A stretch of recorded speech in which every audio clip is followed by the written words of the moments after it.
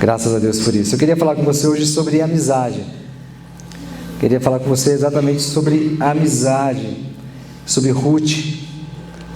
Ruth é um livro maravilhoso, já tem mais de um mês que eu tenho meditado nesse livro, que ele fala sobre amizades profundas, verdadeiras. Ele fala sobre salvação, reconciliação, remissão. E ele é muito profundo, cheio de valores, princípios. E eu quero convidar você, se possível, essa semana, se você não está lendo nenhum livro específico da Bíblia, pega o livro de Ruth e dá uma lida, dá uma meditada, vai anotando algumas coisas que você acha interessante, porque tem muitos princípios. E o que eu acho interessante de Ruth são os valores que ela carregava. Ruth era uma mulher muito nobre, apesar de que ela não conhecia o Deus de Israel, ela não foi criada, num ambiente religioso do povo judaico, mas ela tinha princípios e valores extraordinários. Ela não tinha lei, mas ela praticava a lei no seu coração. Era tremendo, uma mulher que enriquece demais o nosso conhecimento sobre o que Deus pensa de nós e como Deus trabalha e como Deus costura a história. Amém? E é interessante que Deus ele entrou na história de uma família, mais precisamente na história de uma viúva, para redimir um povo estrangeiro. E o livro de Ruth ele fala sobre 4 tipos de pessoas, fala sobre órfãos, sobre viúvas, fala sobre pobres e sobre estrangeiros. São 4 tipos de pessoas na palavra de Deus que são assim, tome cuidado se você for mexer com esse tipo de gente, porque Deus tem algo muito especial com os pobres, estrangeiros, viúvas e órfãos. Se tem algo assim que, eu diria assim, que nós temos que cuidar e tem que ser cuidado dentro de uma congregação, numa cidade, numa sociedade, e que a gente não se preocupa, são com esses 4 tipos de pessoas. Infelizmente, os políticos usam principalmente os pobres para falar que vai resolver o problema dos pobres, dar comida para os pobres, mas a gente sabe que isso é só palanque político. Mas quem sempre cuidou dos pobres, querido, foi a igreja. O trabalho de cuidar dos pobres não é do governo. O trabalho de cuidar das viúvas, dos órfãos, não é do governo. A igreja sempre cuidou. A igreja sempre fez esse trabalho, mas a igreja, quando ela resolveu terceirizar a sua vocação, o seu chamado, infelizmente está aí o resultado, não é por falta de dinheiro, olha quanto dinheiro tem no mundo, apenas o dinheiro de um dos bilionários que existe resolveu o problema da fome no mundo, e nós estamos aí pelo século 21, 2025, até hoje se falando das mesmas coisas, mas não quero entrar no assunto especificamente para falar de pobre, mas estou dizendo que o livro fala sobre isso. E Noemi, nós vamos ler aqui, eu quero que você coloque uma atenção especial sobre a vida de Noemi também, que era a sogra de Ruth. Quero que você coloque uma atenção especial nela, porque Noemi aqui é uma figura da igreja, bem interessante. E Deus usa a vida de Noemi para realizar um propósito profético, de redimir todas as coisas celestiais e terrenas. E assim Deus também quer fazer conosco, Deus faz isso através da igreja, eu vou falar um pouquinho mais sobre isso. Então eu quero que você abra comigo a Bíblia, se você trouxe, pode pegar o teu celular, senão você vai acompanhar aqui no telão comigo. O capítulo 1 inteiro de Ruth, a gente vai ler o capítulo todo, daí você já faz o seu devocional do dia e talvez já da semana, Espero que não, Vamos lá, coloca para mim lá, Monique, por favor, capítulo 1 de Ruth, versículo 1, por favor. Pode pôr a NVI mesmo, a versão que estiver mais fácil aí.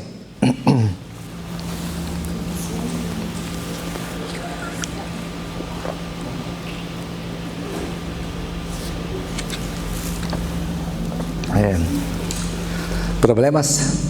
Então eu vou ler aqui na minha Bible aqui. Só um pouquinho aqui, tá? Deixaram um probleminha ali. Eu vou ler aqui na NVI aqui, que é uma versão um pouco mais fácil de entender. Vamos lá então. Cadê Ruth? Ruth 1. Vamos lá. Na época dos juízes, houve fome na terra. Um homem de Belém de Judá, fala comigo, Belém de Judá, com a mulher e os 2 filhos, foi viver por algum tempo nas terras de Moabe. Então esse homem pega a sua família, sai de Belém de Judá e vai para a terra de Moabe. NVI? Não, RA, né? Vamos ler aqui então, juntos aqui, vamos lá. Pode passar versículo 2, por favor. Esse homem se chamava Elimeleque, sua mulher Noemi. Os filhos se chamavam Malom e Quilion, efrateus de Belém de Judá. Vieram à terra de Moabe e ficaram ali. Morreu Elimeleque, marido de Noemi, e ficou ela com seus 2 filhos, os quais casaram com mulheres moabitas. Era o nome de uma órfã, né? E o nome da outra Ruth. E ficaram ali quase 10 anos em Moabe. Morreram também ambos, Malom e Quilion, ficando assim a mulher desamparada. Noemi ficou desamparada de seus 2 filhos e de seu marido. Então se dispôs ela com suas noras e voltou da terra de Moabe, porquanto nesta ouviu que o Senhor se lembrara do seu povo, dando-lhe pão. Saiu, pois, ela com as suas 2 noras do lugar onde estivera, e indo elas caminhando de volta para a terra de Judá. Disse-lhes Noemi: Ide, voltai cada uma à casa de sua mãe, e o Senhor use convosco de benevolência, como vós usastes com os que morreram e comigo. O Senhor vos dê que sejais felizes, cada uma em casa de seu marido. E beijou-as, elas porém choraram em alta voz. E lhes disseram: Não, iremos contigo ao teu povo. Porém Noemi disse: Voltai, minhas filhas, por que irias comigo? Tenho eu ainda no ventre filhos para que vos sejam por maridos? Tornai, filhas minhas, ide-vos embora, porque sou velha demais para ter marido.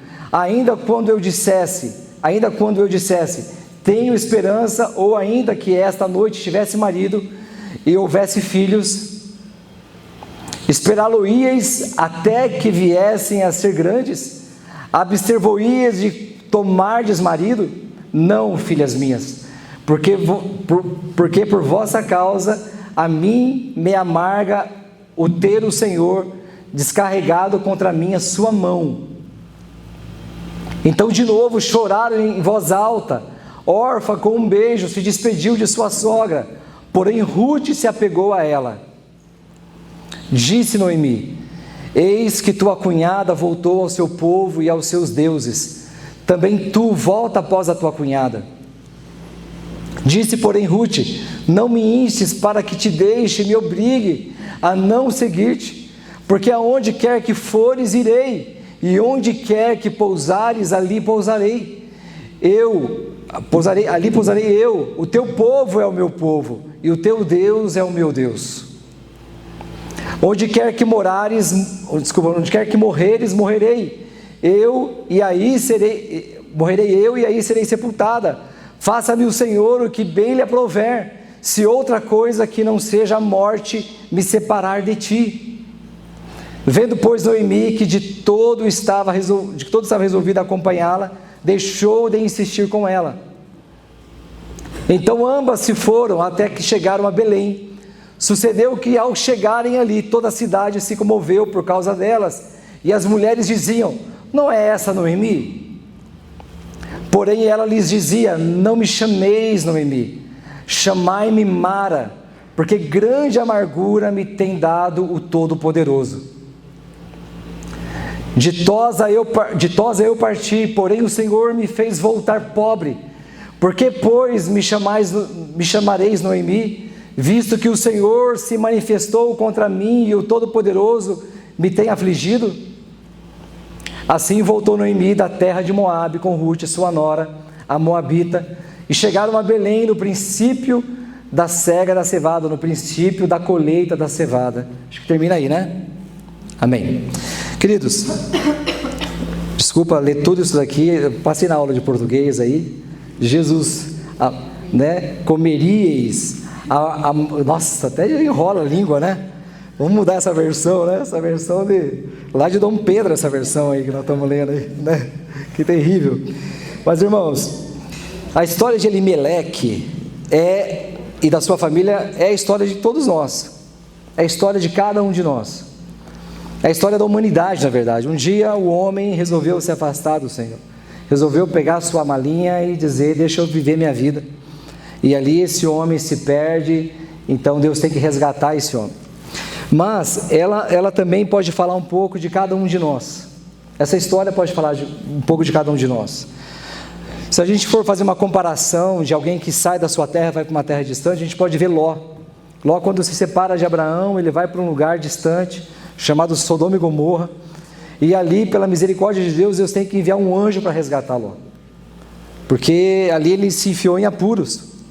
Ali também nós temos a história do filho pródigo, que resolve pegar toda a sua herança e ir embora da sua terra, viver a sua vida da maneira que ele achava melhor viver, e também depois de perder tudo tem que voltar. E essa história ela é muito parecida, ela se cruza muito com essas histórias de alguém que foi buscar uma nova oportunidade de vida, porque havia fome na terra de Belém, e Elimeleque fez algo justo, algo que todos nós talvez faríamos se estivesse no lugar dele. Ainda hoje, se eu perguntar para você, quantos aqui estão buscando uma nova oportunidade profissional? Quantos aqui têm sonhado em constituir uma família, em ter filhos, né? Todos nós temos projetos de melhorar na vida, na verdade, de poder comprar uma casa, de poder comprar um carro novo. São projetos, a gente sonha, não é verdade? Né? Eu vou reformar minha casa, eu vou fazer isso, eu vou fazer aquilo, né? Eu vou me organizar, eu vou fazer uma faculdade. Então tudo isso é lícito, tudo isso não tem erro, não tem pecado nisso. Mas, infelizmente, muitas vezes nas jornadas que nós fazemos, se nós não tomarmos cuidado, para onde nós estamos indo pode ser de fato o nosso fim. Dependendo o que nós estamos fazendo, com qual motivação estamos fazendo, com qual propósito nós estamos fazendo, para onde nós estamos indo, nós podemos cair no engano achando que estamos fazendo algo bom e no fim aquilo se tornar no nosso mal, na nossa morte. Eu já passei por isso. Eu uma vez, quando já contei para vocês várias vezes aqui, quando abri um negócio, eu tinha certeza que eu ia ficar multimilionário da noite para o dia. Estou brincando, né? Mas eu abri um negócio, era um negócio da China, era uma importação da China. E é interessante que eu tinha certeza que o negócio era de Deus. Eu recebi até palavras: eis que te digo, servo meu, estou contigo e não abro. Recebi várias palavras de pessoas sérias, mas o meu coração estava corrompido, buscando algo que eu achava que era bom, mas lá no fundo tinha algo que não era bom. Só Deus sabia. Quando deu tudo errado, quando depois de 2 anos as coisas ficaram difíceis, houve fome naquela terra, literalmente, foi quando eu faço um regresso, um retorno, para olhar os meus caminhos e ver aonde eu estava caindo. E muitas vezes a gente acaba passando por situações parecidas, talvez pode ser na área do casamento, talvez pode ser na área da fé, talvez você pode falar, poxa, eu vou arrumar uma igreja nova, essa igreja aqui não está com nada não, eu preciso de uma igreja mais agitada, mais animada, né? E a gente vai fazer algumas viagens, não, eu vou ficar em casa com a minha família, porque eu e a minha casa nós serviremos ao Senhor, nós vamos ser uma igreja, e a gente faz umas viagens, a gente coloca na cabeça uns ideais, a gente faz umas viagens que muitas vezes não tem retorno, ou quando tem, volta só o pó da rabiola, como diz o ditado popular. Quando a gente volta, queridos, talvez passou muitos anos, a gente perde muitas coisas. E é interessante, irmãos, que Belém, o significado de Belém é casa do pão. Fala comigo, casa do pão. Amém? E Moabe, olha que interessante, Moabe, a terra de Moabe. Como é que nasceu o povo moabita? Os moabitas eram um povo inimigo do povo de Deus. Era um povo que não se dava com o povo de Deus. E os moabitas, eles descendem de Ló, num incesto com a sua filha mais velha. Então você pode ler isso lá em Gênesis, a história, para você entender um pouco melhor. Não vou entrar agora nos detalhes da história, mas houve um incesto entre Ló, porque a sua mãe, a mãe das meninas, das duas filhas de Ló, havia virado uma estátua de sal. Lembra dessa história da mulher que virou estátua de sal?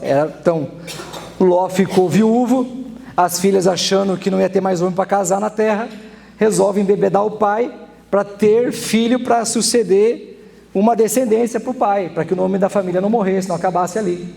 Então ali nesse incesto entre filha e pai, nasce os moabitas, da onde veio aqui então a Ruth. E é muito interessante essa história, mas vamos lá, vamos seguir em frente aqui.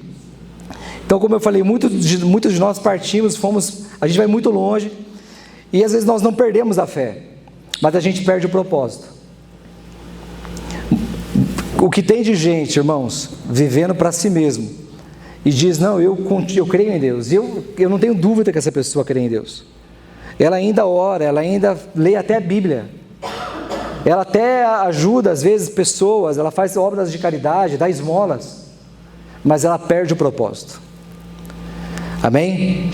Então é como se Deus criasse você para um propósito e você não entrasse nesse propósito. Então você não está cumprindo com aquilo para o qual Deus te criou, você não está exercendo a sua vocação em Deus para a qual Deus criou você. Ou seja, adianta você estar tendo sucesso, como dizem, em algo que Deus não te chamou para fazer, né? Que a pior, como diz a frase, né? A pior coisa é você ter sucesso em algo que Deus não te chamou para fazer. Você está sendo bem sucedido nisso. Então vamos lá, vamos nos colocar um pouquinho no lugar de Noemi. Você pode imaginar comigo, eu não sei que idade ela tinha, mas vamos colocar que Noemi tivesse os seus 60 anos, jovem ainda, né, 60 anos, e ela pudesse, e ali ela perde o marido, numa terra distante, na sequência perde os 2 filhos, e ela ficou, o fato dela não ter mais um homem para prover as coisas, ela fica sem proteção e sem provisão, ela ficou automaticamente desprovida de tudo, desprovida de afetos, de filhos, do carinho do esposo. Ela se tornou uma viúva, e uma viuvez, uma pessoa viúva, até a gente aprendeu recentemente isso com o Jamê. O viúvo é uma pessoa pela metade, não é uma pessoa inteira, é uma pessoa quebrada, né? Porque ela estava unida com outra pessoa, e a parte dela foi removida, então ela se tornou uma viúva. Por isso que Deus tem um carinho com as viúvas. Nós temos viúvas aqui no nosso meio, né? Então, queridos, vamos lá.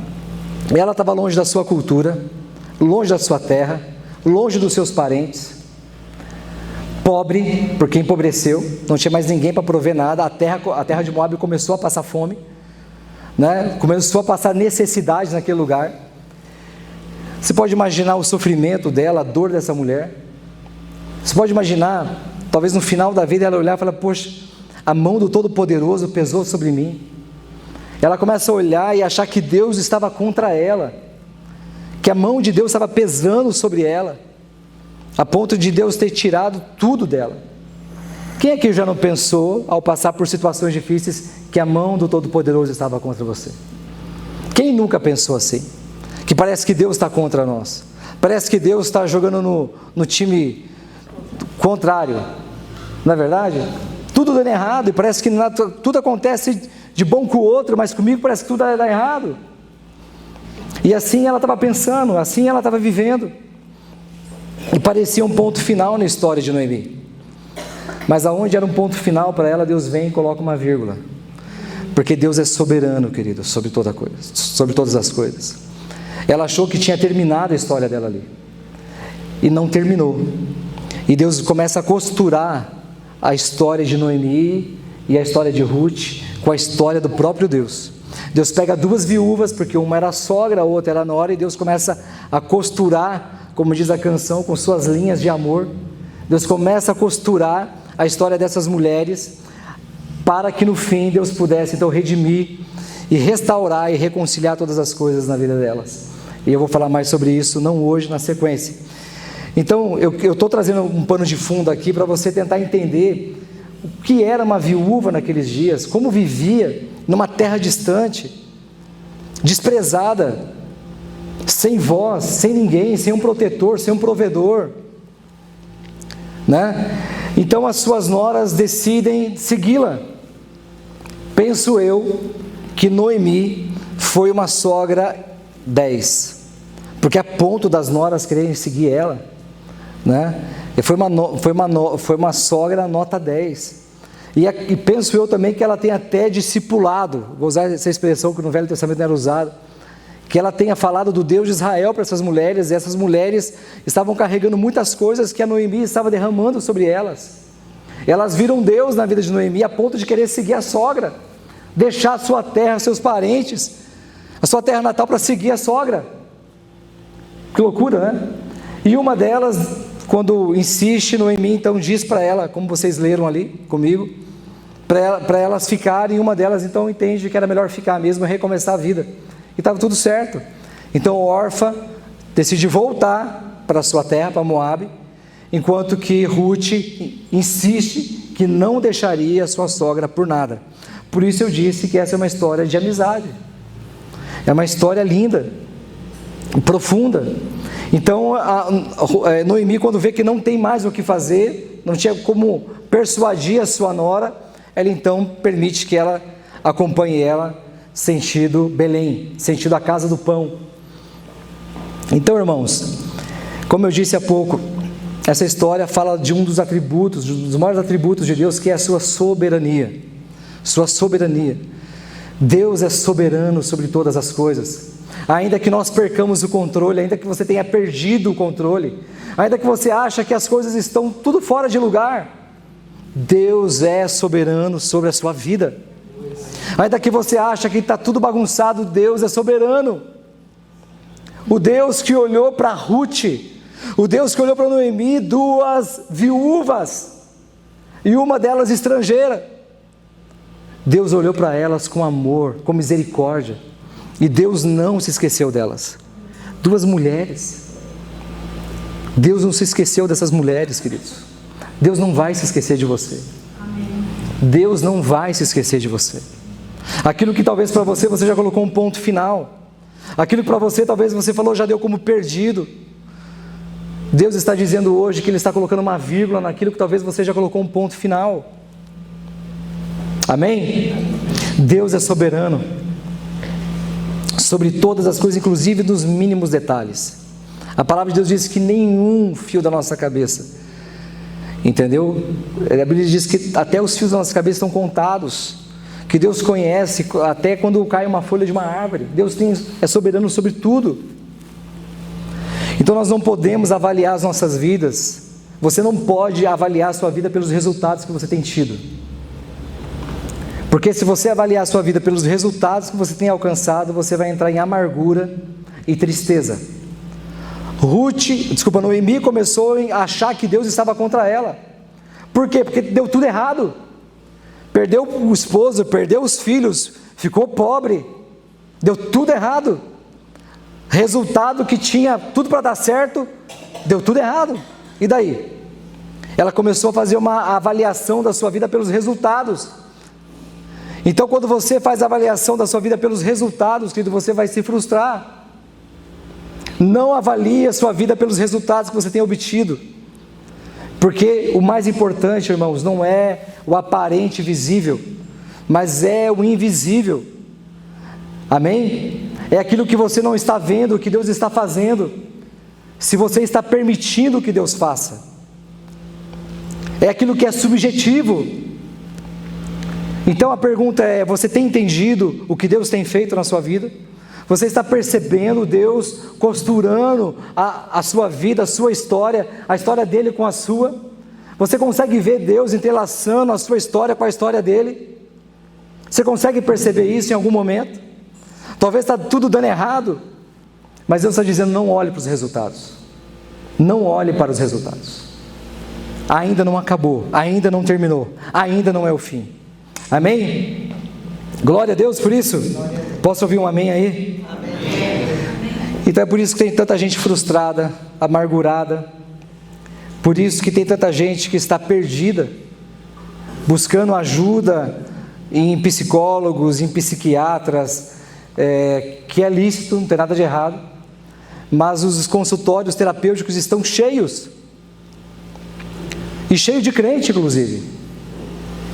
Por quê? Porque nós estamos buscando, olhando para as nossas vidas pelos resultados.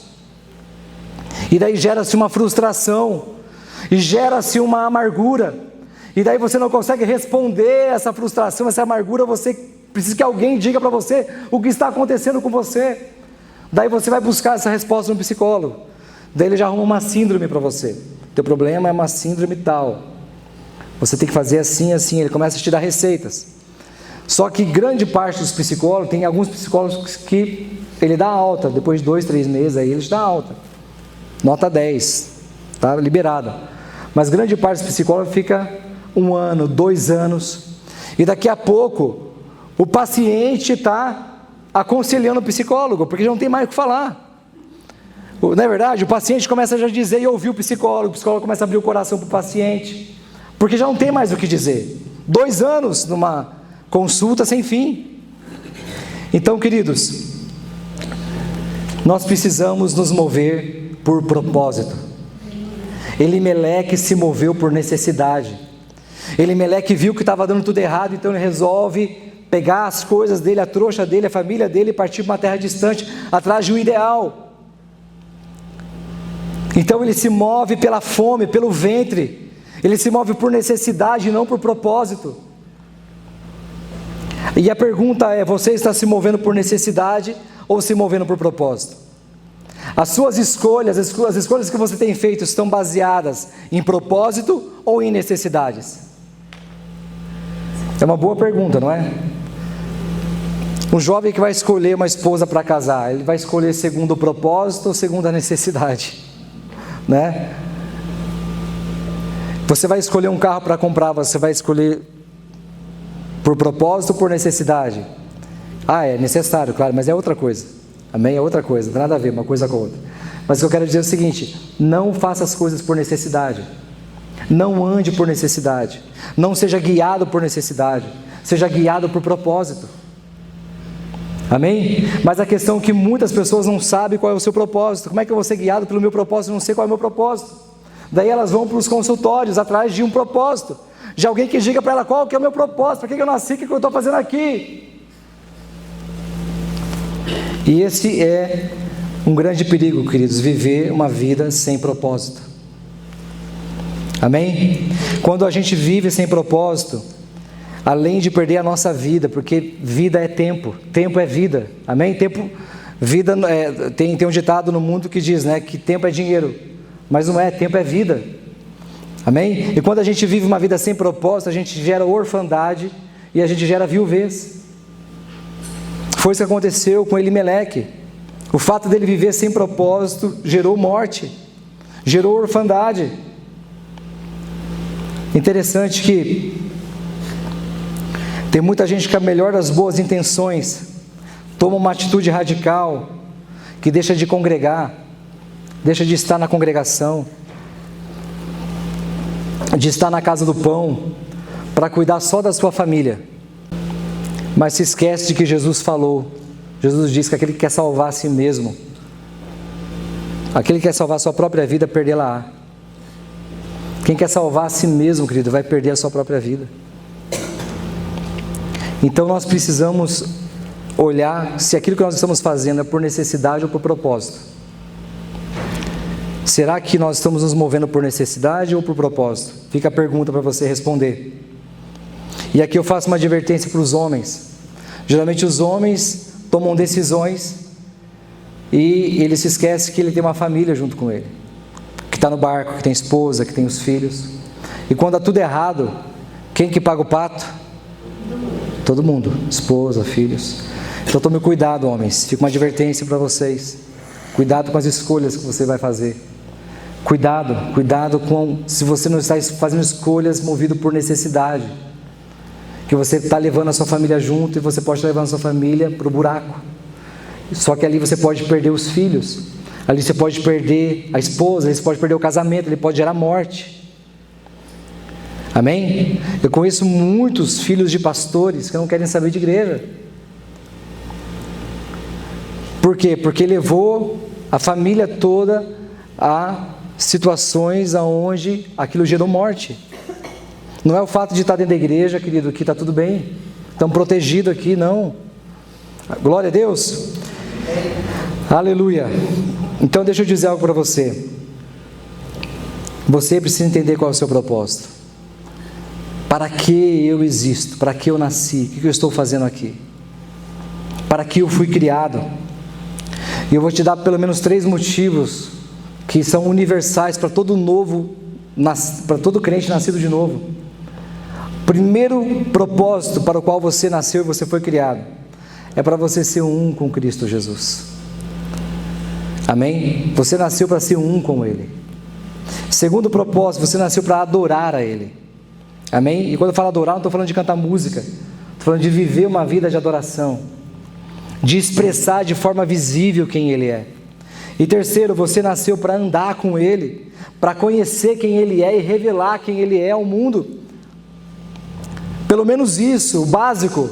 Você nasceu para ser um com Ele, para expressar Ele de forma visível, que as pessoas vejam Ele em você.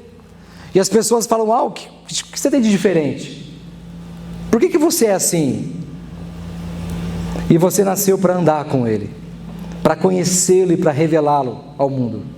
Amém? E isso dá propósito, isso dá sentido. Por que nós estamos fazendo o que nós estamos fazendo aqui? Por que nós viemos aos cultos todos os domingos? É para conhecer a Deus na vida dos nossos irmãos, para poder revelar quem Ele é. Eu quero que você se atente comigo no versículo 22. Quando ela chega em Belém de Judá, estava começando a colheita da cevada. Estava começando a colheita da cevada no versículo 22. E a cevada ela é plantada no período do inverno. Ela é plantada, cultivada no período do inverno, uma planta resistente ao inverno. E é interessante que a colheita começa justamente na primavera. A colheita da cevada começa na primavera. E você sabia que no dia, acho que dia 25 ou 23 desse mês começa a primavera? Eu não sei qual área da sua vida, talvez você está passando por um inverno sem fim. Mas eu quero declarar sobre a tua vida, querido, que chegou o tempo da primavera. Chegou o tempo de começar a florir. Amém? Quando Noemi retorna à casa do pão, e ela traz consigo Ruth, ela retorna ao propósito original. O retorno de Noemi era um retorno ao propósito original. Eles nunca deveriam ter saído da casa do pão. Nunca. Mas eles se moveram por necessidade, em busca de uma vida melhor, em busca de ideais. Mas quando ela volta amargurada, triste, quebrada, ela retorna ao propósito. E quando ela chega no propósito, era justamente o tempo da colheita. Deus insere ela de volta ao propósito. Querido, quando você volta para o propósito, quando você entende que não é lá fora, que não é longe que você vai encontrar o que você está buscando, mas o que você está buscando está aqui, está dentro, está na casa do pão, está em Belém. Aí Deus insere você de volta no propósito. Deus insere você de volta na colheita, naquilo que Ele tem para você. Amém? Então, queridos, para entrarmos nesse lugar, nós precisamos voltar. Nós vamos entender se tem áreas da nossa vida que nós estamos vivendo sem propósito, se nós estamos buscando viver para nós mesmos, para que a gente possa voltar, para que a gente possa então olhar os nossos caminhos e ver onde os nossos caminhos estão nos levando e voltar para Belém, voltar para a casa do pão. Existe pão na casa do pão, queridos. Ainda existe pão na casa do pão. Amém? E eu quero dizer para você que Ruth entendeu o valor de uma aliança. Ruth entendeu o valor de uma aliança. O versículo 16, 17 e 18, que o pessoal usa nos casamentos, né, para dizer: aonde você for, meu amado, eu irei. Aonde você repousar, eu repousarei. Né, o seu Deus será o meu Deus. Né, o seu povo será o meu povo. Já viu uns casamentos, o povo floreia, né, canta, isso aí não tem nada a ver, né? Mas aqui é o seguinte, ela estava dizendo: olha, onde você for, eu irei. Eu estou disposto a deixar o meu lugar de conforto. Eu estou disposto a deixar o lugar da minha habitação, eu estou disposto a deixar o meu conforto para te seguir. Ela diz, olha, o seu povo vai ser o meu povo, eu estou disposto a abrir mão da minha cultura, para me aliar à sua cultura. E ela diz, o seu Deus será o meu Deus. E os moabitas, como cultura, eles não eram um povo monoteísta, era um povo politeísta, que tinham muitos deuses, polideuses. E ela estava dizendo o seguinte, eu vou deixar os meus deuses para seguir o seu Deus, o Deus de Israel, o único Deus. Era isso que ela estava dizendo. Então, querido, para encontrar o seu propósito, você precisa andar com pessoas de propósito, você precisa andar com pessoas de fé e aliança. E Noemi era essa pessoa na vida de Ruth. E eu pergunto para você, você está andando com quem? As pessoas com quem que estão cercando a sua vida são pessoas de propósito? São pessoas de aliança? São pessoas de fé? Quem está influenciando a sua vida? Quem você está ouvindo? E Deus usou a vida de Noemi para redimir a vida de Ruth.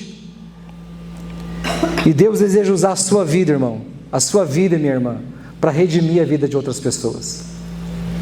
Não é sobre você, a história não é sobre você nem sobre mim, a história é sobre Ele, a história é dele. Amém? Deus quer que a gente volte ao propósito, porque Ele quer redimir a vida de outras pessoas, porque só assim nós vamos conseguir redimir a vida de outras pessoas, reconciliar outras pessoas com Deus. Longe do propósito nós não vamos conseguir ir muito longe. Longe do propósito a morte, longe do propósito, querido, a viuvez, longe do propósito a orfandade. Mas no propósito existe restituição, no propósito existe colheita, no propósito existe de fato aliança. E é isso que Deus deseja fazer comigo e com você. Amém? Até aqui deu para entender um pouquinho do que eu quis dizer? Glória a Deus. Eu vou concluir, a minha mensagem é curta, eu quero falar com vocês da vida de um homem, conhecido como Conde de Zinzendorf. Fala comigo, Zinzendorf. E esse homem, ele nasceu em 1700, ele viveu por 60 anos na Alemanha.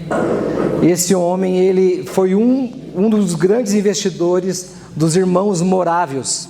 Já deve ter falado, quem é estudioso, né, das escrituras, da história da igreja, vai conhecer os irmãos moravianos. Amém? E os morávios, aquela história de que um grupo de moravianos se vendeu como escravos para poder pregar numa ilha por um povo e nunca mais retornaram, né? Mas eu quero falar só de um aspecto de Zinzendorf que é bem interessante. Eu estou falando aqui de órfão, de estrangeiro, eu estou falando aqui de propósito, eu estou falando aqui de Belém. Amém? E é interessante que Zinzendorf, ele tinha um dos seus secretários. Essa aqui é uma pequena parte da história dele, e que ele fala o seguinte: olha, você sabia que os esquimós precisam conhecer a Cristo, ainda não conhecem a Cristo? E daí o secretário dele disse assim: eu sabia. E daí Zinzendorf pergunta para ele: você gostaria de ir para a Groenlândia, pregar para os esquimós? Ele disse: eu gostaria, mas eu não tenho um par de sapatos, porque os irmãos moravianos estavam muito pobres. E ele falou: eu não tenho um par de sapatos, se eu tivesse eu iria pregar para os esquimós. Então Zinzendorf se encarrega de conseguir um par de sapatos para aquele irmão poder ir pregar na Groenlândia para os esquimós. E no dia seguinte ele conseguiu o sapato, no dia seguinte ele vai atrás do irmão, ele não encontra mais o irmão, ele encontra um bilhete, e nesse bilhete estava escrito assim: eu parti descalço, pois a obra de Deus é urgente e eu não pude esperar. Eu parti descalço, pois a obra de Deus é urgente e eu não pude esperar. E por que eu estou dizendo isso, queridos? Porque Deus quer usar você. A obra de Deus, ela é urgente sim. Cada momento que se passa, cada dia que se passa, pessoas estão se perdendo. Só que muitas vezes nós estamos dentro da casa de Deus, perdidos dentro de nós mesmos, perdidos sem propósito, vivendo uma vida sem propósito. E o que Deus quer te dar é propósito. A nossa reconciliação com Cristo foi para nos trazer de volta ao propósito original do Pai. E Deus usou a vida de Noemi para resgatar a vida de Ruth, que era uma estrangeira, não era do povo de Deus, para reconciliar Ruth, para introduzir ela ao povo de Deus. Eu vou falar sobre isso depois, estou fazendo um pano de fundo hoje, mas o que eu quero que você entenda aqui, a sua vida tem propósito, você não nasceu em vão. Então deixa talvez de sonhar os seus sonhos, de tentar viver a sua vida do seu jeito, e entre dentro do propósito de Deus. Pergunte: Pai, o que o Senhor me chamou para fazer? Para que o Senhor me criou nessa geração? Para que eu estou aqui na terra, em Curitiba, no AU? O que eu estou fazendo aqui? Deus quer te dar um propósito, e eu já te dei aqui 3 aspectos desse propósito: ser um com Ele, conhecer a Ele e revelar quem Ele é, e andar com Ele. Amém? Glória a Deus. Então, irmãos, a obra de Deus é urgente. A obra de Deus é urgente. Nós não podemos esperar. Não espere você ter a casa perfeita. Não espere ter o casamento perfeito. Não espere ter tudo perfeito para você então falar: agora eu vou fazer a obra de Deus. Agora eu vou me dedicar. Agora que eu ganhei dinheiro, agora eu vou me dedicar ao reino de Deus. Querido, isso é engano. Isso é ir para Moabe. Deus está te chamando para voltar para Belém, para a casa do pão. Porque existe colheita na casa do pão. Existe pão na casa do pão. Amém? Quem que é o pão? Quem que é o pão? Quem que é o pão vivo que desceu do céu? É Cristo Jesus. Amém? Então eu quero deixar algumas lições desse primeiro capítulo de Ruth. A primeira: não perca o propósito por ideais humanistas. Não perca o propósito de vista por ideais humanistas. Cuidado para onde você está olhando, cuidado para o que você está almejando, cuidado para aonde você está colocando os seus olhos. Tome cuidado, ande com pessoas que têm mais fé do que você. Cuidado com quem você está andando. Se as pessoas com quem você está andando não está agregando, não está te levando para cima, não está te levando para mais perto de Deus, fuja dessas pessoas. Ou se for sentar com elas, só se for para você influenciar a vida delas, e não para que elas te influenciem. Faça aliança somente com pessoas que carregam um propósito e vivem por esse propósito. Não ande com pessoas que não têm propósito, irmãos. Credo, Renato, essa coisa foi longe demais. Queridos, a tendência de você andar com gente sem propósito é você se tornar alguém sem propósito, porque essa pessoa vai começar a viver e te mostrar um estilo de vida que você acha que é perfeito. E se você não estiver muito alicerçado e seguro em quem você é em Cristo Jesus, daqui a pouco você está querendo viver como ela vive. Volte para a casa do pão, para o lugar que Deus chamou você. E se você ainda não está enxergando, creia, tem uma colheita maior preparada para você. Quando elas retornam para a casa do pão, elas estavam pobres, mas elas voltaram na primavera, no tempo da colheita. E eu quero dizer que Deus está inserindo a sua vida, ou Deus vai inserir a sua vida, melhor dizendo, na colheita, no propósito dele, a partir do momento que você decidir voltar para a casa do pão. Disponha o seu coração em voltar para a casa do pão. Existem alguns aspectos, as coisas não acontecem de maneira automática, mas quando você entende o propósito e entra de volta na casa do pão, automaticamente é como se as coisas começassem a acontecer e começassem a cooperar para o propósito de Deus na sua vida. E existe trabalho, existe coisas que Ruth teve que viver e passar, ela teve que trabalhar muito, e eu quero falar um pouquinho sobre isso, se Deus permitir, na próxima semana. E eu queria concluir essa mensagem deixando esses conselhos para você. Viva por propósito, não viva por vista. Não viva por vista, irmãos. Quem vive por vista não vai muito longe. A palavra de Deus diz que Deus nos chamou para viver pela fé. Não tente viver e não tente dar um jeitinho para tentar viver de outra maneira, não vai dar certo. Não tem outro jeito, Deus já escolheu um jeito certo para vivermos, é pela fé. É pela fé. Só tem esse jeito para o cristão viver. É difícil? É difícil. O caminho é estreito, a porta é estreita, Então eu quero dizer para você que Deus está te chamando para o propósito. Deus está te chamando para a casa do pão. Amém? Olhe para os seus caminhos, olhe para dentro de você, para onde você tem olhado, e tente observar para onde você está indo, aonde os seus sentimentos e pensamentos estão te levando, e veja se isso está te levando para mais perto de Deus, se isso está te levando para os propósitos de Deus ou não. Sonda o teu coração, se arrependa e volte para a casa do pão. Amém?